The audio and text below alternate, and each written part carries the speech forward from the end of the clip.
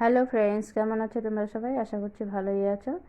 চঞ্চলা cooking ব্লগে সবাইকে স্বাগত। আমি আজকে বানাবো দারুণ স্বাদের ডিম ভাপা। তো আমি ডিম ভাপা বানাচ্ছি সর্ষে দিয়ে ডিম ভাপা করলে ভীষণ টেস্টি লাগে খেতে। একবার করলে আরেকবার খেতে চাইবেন, এত সুস্বাদু হয় রান্নাটা।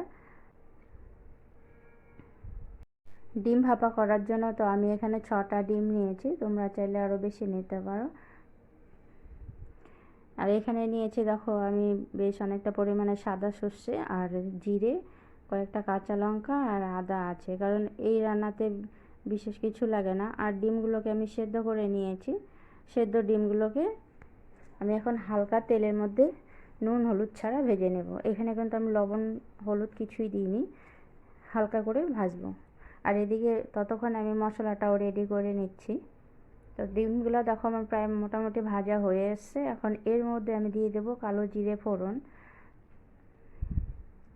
কালো জিরে ফোড়ন না খেতে ভালো লাগে, তো এখানে কালো জিরে ফোড়ন আমি দিয়ে দিলাম। এখন যে মশলাটা আমি পেস্ট করে রেখেছি সেই মশলাটা এখানে দিয়ে দিচ্ছি। আর দুটো কাঁচা লঙ্কা আমি মাঝ বরাবর ফাটিয়ে দিয়েছি। তো আমি একটু এখানে বেশি পরিমাণে পেস্ট দিয়ে দিচ্ছি, কারণ যেহেতু আমি সাদা সর্ষে নিয়েছি, সাদা সর্ষেটা তেতো হয় না। তুমি যতক্ষণ টাইম ধরেই সেদ্ধ মানে ঝোলটাকে সেদ্ধ করো না, তেতো লাগে না। একটু নাড়াচাড়া জলটা দিয়ে দিয়েছি, কারণ এখানে গরম তেল যেহেতু ছিল, তো গরম তেলের মধ্যে আমি বেশি টাইম সর্ষেটা রাখতে চাইনি। একটু নাড়াচাড়া করে আমি দিয়ে দিলাম পরিমাণ মতো জল। তো যেটুকু জল আমার লাগবে আমি সেটুকু দিয়েছি। আর এখন দিয়ে দিচ্ছি পরিমাণ মতো হলুদ, দিয়ে দিব স্বাদ মতো লবণ।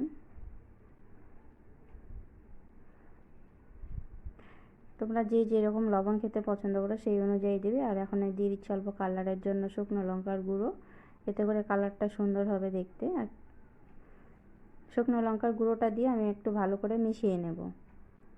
ততক্ষণে দেখো ঝোলটা ফুটতে শুরু করে দিয়েছে। ভালো মতো মিশিয়ে নিয়েছি, এখন আমি ঢাকা দিয়ে রেখে দেবো কিছুক্ষণের জন্য।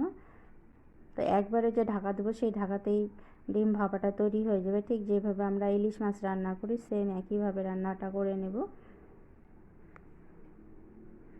তো দেখো আমার ডিম ভাপাটা প্রায় রেডি হয়ে গেছে। এখন উপর থেকে আমি কাঁচা তেল, সর্ষের তেল দিয়ে নামিয়ে নেব। উপর থেকে যে কাঁচা সর্ষের তেলটা দেওয়া হচ্ছে, এতে কিন্তু ফ্লেভারটা খুব সুন্দর আসবে, একটা ঘ্রাণ আসবে আর খেতে অসাধারণ লাগবে। ডিম ভাপা বানালে এক থালা ভাত ফিনিশ মুহূর্তের মধ্যে, অন্য কোনো সবজি আর লাগবে না, এই ডিম ভাপা দিয়ে ভাত খাওয়া হয়ে যাবে।